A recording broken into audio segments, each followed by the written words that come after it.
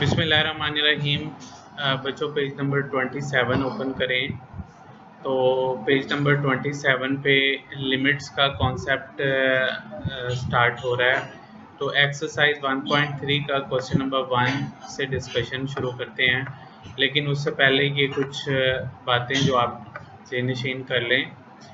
तो limit put करने का मतलब ये होता है कि आप x की जगह पे उसकी वैल्यू पुट कर रहे हैं, लिमिट की वैल्यू पुट कर रहे हैं। जैसे कि अगर यहाँ पे देखें लिमिट x अप्रोचेस टू 3 है, तो इसका बेसिक मतलब यही होगा कि आपने x की जगह पे 3 पुट करना है। लेकिन अगर लिमिट पुट करने से जवाब 0/0 या नीचे 0 आ जाए, तो हमें मंदरजा झैल काम करके अपने जवाब में इस फॉर्म को बचाएंगे। यानी हमें कोशिश ज़्यादा से ज़्यादा यही करनी है कि किसी तरह 0/0 फॉर्म ना आए या डिनोमिनेटर में 0 ना आए, क्योंकि अगर डिनोमिनेटर में 0 आ जाए तो फिर हमारा आंसर इन्फिनिटी हो जाएगा या अनडिफाइंड फॉर्म में जाएगा। तो उसके लिए हमें ये चेंजेस करनी पड़ेंगी, हमें फैक्टराइजेशन करना पड़ेगी, हमें रैशनलाइजेशन करना पड़ेगी, हमें फार्मूला अप्लाई करना पड़ेगा। तो ये चेंजेस हमें करनी पड़ेंगी। जैसा कि आप देखें क्वेश्चन नंबर 1 बिल्कुल सीधा साधा है। क्वेश्चन नंबर 1 में जो लिमिट दी गई है, जब हम इसको पुट करते हैं तो जवाब 0/0 फॉर्म नहीं आता। जैसे कि यहाँ पे देखें x अप्रोचेस टू 3 2x + 4 है, तो ये LIM का मतलब यही होगा कि आप इस पर लिमिट लगा रहे हैं। LIM stands for limit. So 2x + 4 लिखा हुआ है, तो इसका मतलब ये है कि आप x की जगह पे 3 पुट कर रहे हैं, 2 × 3 + 4। ठीक है जी। तो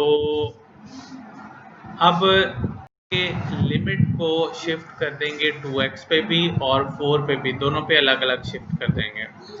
और शिफ्ट करने के बाद ये कांस्टेंट नंबर जो है ये लिमिट से बाहर चला जाएगा, बाकी आपके पास सिंपल x बच जाएगा।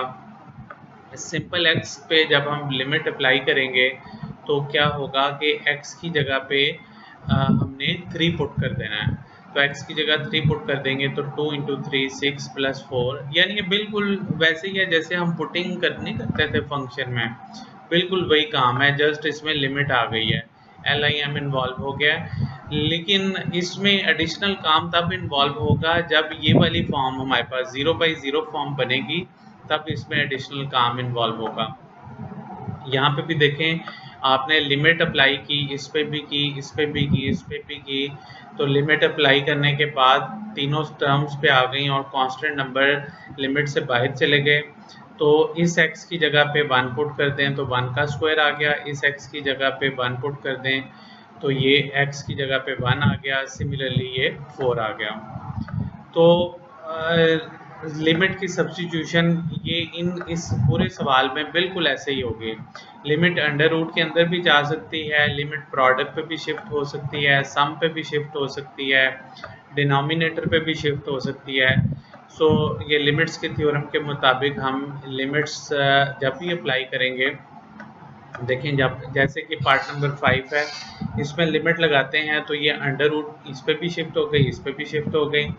फिर आपने x की जगह पे 2 पुट कर दिया तो ये 2 का क्यूब आ गया +1, और ये जहाँ जहाँ पे x था वहाँ पे आपने 2 पुट किया तो इसका आंसर 0 आ गया। तो आंसर 0 आ सकता है, लेकिन 0/0 या समथिंग ओवर 0 यानी इन्फिनिटी नहीं आना चाहिए। अच्छा, और लिखना बिल्कुल ऐसे ही है। ये प्रॉब्लम आपको शॉर्ट क्वेश्चन की फॉर्म में दिया जाएगा। शॉर्ट क्वेश्चन में आपने इसको ये 2 नंबर, एक नंबर का भी आ सकता है और 4 नंबर का भी ये प्रॉब्लम आ सकता है। अच्छा जी, नेक्स्ट देखें, जो क्वेश्चन नंबर 2 है, अब यहाँ से थोड़ा डिफरेंट काम शुरू हो जाएगा। क्वेश्चन नंबर 2 में आपसे कहता है evaluate each limit by using algebraic techniques। algebraic techniques को यूज़ करते हुए आपने इस लिमिट को सॉल्व करना है। इस लिमिट को सॉल्व करने लगें तो इसको सॉल्व करते वक्त सबसे पहला काम ये होगा कि आपने जहन में ये सोचना है कि अगर हम x³ - x/x + 1 इसमें x की जगह पे अगर -1 पुट कर देते हैं तो जवाब क्या 0/0 फॉर्म बन रहा है या नहीं बन रहा। अगर नहीं बनता तो सीधा साधा आप सब्स्टिट्यूशन आप कर दें, लेकिन अगर x की जगह -1 पुट करें जैसे कि मैंने आपके सामने किया, ये काम असल में नहीं करना, आपने जहन में सोचना है। तो x की जगह -1 पुट करें, यहाँ भी -1 पुट कर दें, तो ऊपर नीचे आ गया -1 + 1। तो अब इसको आप सॉल्व करें तो इसका आंसर आता है 0/0। लिहाजा हमें इसको पहले फैक्टराइज करना होगा। मैंने 3 काम आपको बताए थे, या हम फैक्टराइजेशन करेंगे, या रैशनलाइजेशन करेंगे, या इस पे फार्मूला अप्लाई करेंगे। तो अब चूंकि 0/0 आ रहा है तो हम इस पे फैक्टराइजेशन कर रहे हैं। अब इसकी फैक्टराइजेशन के लिए आपने क्या किया, आपने इन दोनों में से x कॉमन ले लिया, कॉमन लेने के बाद इसको फैक्टराइज किया तो x - 1 और x + 1 आ गया। x + 1 नीचे वाले x + 1 से कैंसिल हो जाएगा। ये बेसिकली वही फैक्टर था जिसकी वजह से 0/0 फॉर्म आ रही थी। तो आपने इसमें इसको कैंसिल कर दिया, और कैंसिल करने के बाद आपने जहाँ जहाँ पे x था उसकी जगह पे आपने -1 लिख दिया। तो ये -1 इंटू -1 - 1 दैट इज़ ये 2 के इक्वल हो जाएगा, और ये आपका आंसर आ गया। सो हमने कोशिश ये की पहले कि हमारा आंसर जो है वो किसी तरह 0/0 फॉर्म से बच जाए, और अगर इसमें वैल्यू पुट की जाती तो उस सूरत में हमारा जो जवाब था वो 0/0 फॉर्म आ रहा था। लेकिन अब इस केस में इसका आंसर जो है वो फैक्टराइजेशन करने के बाद इसका जो आंसर है वो 0/0 फॉर्म से बच जाएगा। अच्छा देखें, अब ये पार्ट नंबर 2 है। इसमें जो लिमिट का ये एक्सप्रेशन है, इसमें हम अगर जहन में सोचें तो x की जगह 1 पुट करने पे आंसर 0/0 फॉर्म नहीं बन रहा, और ना ही डिनोमिनेटर में 0 आ रहा है। तो हम क्या करेंगे कि लिमिट ऊपर और नीचे शिफ्ट करके दोनों में x की जगह पे 1 पुट कर देंगे, और पुट करने से आंसर 4 आ जाएगा। तो ये इन प्रॉब्लम्स में तो सीधा सीधा काम होता है, कोई बड़ा इशू नहीं होता। पार्ट नंबर 3 देखें, इसमें अब अगर आप x की जगह 2 पुट करते हैं तो ऊपर आ जाएगा 2 का क्यूब 8, और नीचे 2 स्क्वायर 4 प्लस 2 6 माइनस 6। तो ऊपर और नीचे दोनों 0/0 आ रहे हैं, तो ये 0/0 फॉर्म बन रही है। तो इसी हालत में हम इसमें लिमिट पुट नहीं कर सकते हैं। हमें क्या करना होगा, अब इसकी फैक्टराइजेशन करनी होगी। तो ऊपर a³ माइनस b³ वाला फार्मूला लगा दें और नीचे फैक्टराइज कर दें। इसको फैक्टराइज किया, फैक्टराइजेशन के बाद ऊपर और नीचे के फैक्टर्स में से एक एक फैक्टर कॉमन आके कैंसिल हो गया। तो कैंसिल होने के बाद जो बकाया एक्सप्रेशन है उसमें आप x की जगह पे 2 पुट कर दें। तो जहाँ जहाँ x था वहाँ 2 पुट कर दिया। पुट करने के बाद इसका आंसर जो है वो 12/5 आ गया।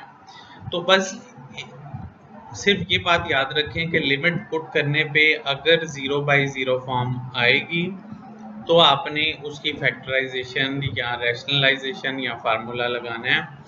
अगर नहीं आएगी तो उसमें ऐसे ही आपने लिमिट पुट कर देनी है। सेम यहाँ पे भी देखें, आपने इसमें भी जहन में सोचें तो x की जगह पे -1 पुट करने पे आंसर 0/0 फॉर्म आ रहा है। तो हम क्या करेंगे, फैक्टराइज कर देंगे। इसने ऊपर भी फैक्टराइज कर दिया, नीचे भी कर दिया। किया क्या है कि ये -1 को इधर ले आया तो x³ -1 - 3x² + 3x आ गया। नीचे भी फैक्टराइज किया, फैक्टराइजेशन से एक फैक्टर कैंसिल हो गया। कैंसलेशन के बाद आपने x की जगह पे 1 पुट कर देना है, तो ऊपर 0 आ गया और नीचे 2 आ गया। तो ये 0/2 का आंसर, ऊपर 0 आ सकता है, नीचे 0 नहीं आना चाहिए।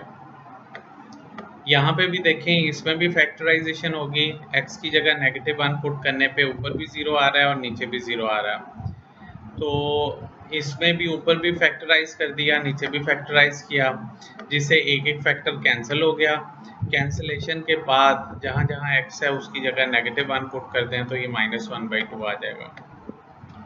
इधर आ जाएं, ये पार्ट नंबर 6 के अंदर x की जगह पे 1 पुट कर दें तो ये आपका जो सिचुएशन बन रही है ये भी 0/0 फॉर्म ऊपर तो ज़ीरो नहीं आ रहा लेकिन नीचे ज़ीरो आ रहा है। तो डिनोमिनेटर का ज़ीरो ख़त्म करने के लिए अब हम ये करेंगे कि ऊपर और नीचे फैक्टराइज कर देंगे। ये 4 है, सॉरी लिमिट 4 है, ऊपर भी 0 आ रहा है, नीचे भी 0 आ रहा है। तो अब ऊपर फैक्टराइज किया, नीचे फैक्टराइज किया, एक एक फैक्टर कैंसिल हो गया। कैंसिलेशन के बाद लिमिट अप्लाई करते हैं। इसमें देखें, इसमें भी x की जगह 2 पुट करते हैं तो ऊपर और नीचे दोनों में 0 आ रहा है। अच्छा, एक बात ज़हन में रखें कि जिन सवालों में अंडर रूट आ जाएं वहाँ पे हम रैशनलाइजेशन करते हैं, तो ये आपने याद रखना है। जैसे कि ये प्रॉब्लम है तो इसमें हमने रैशनलाइजेशन करेंगे। रैशनलाइजेशन बेसिकली जो अंडर रूट की एक्सप्रेशन है उसका ऑपोजिट साइन लेके, जैसे ये माइनस है तो इधर प्लस ले लिया और प्लस से इसको मल्टीप्लाई डिवाइड किया, तो ऊपर क्या हो गया ए स्क्वायर और नीचे ए स्क्वायर माइनस बी स्क्वायर आ गया। तो ये नीचे वाला फैक्टर ऐसे ही रहा। ऊपर आपने इसको स्क्वायर और स्क्वायर रूट कैंसिल हो गए।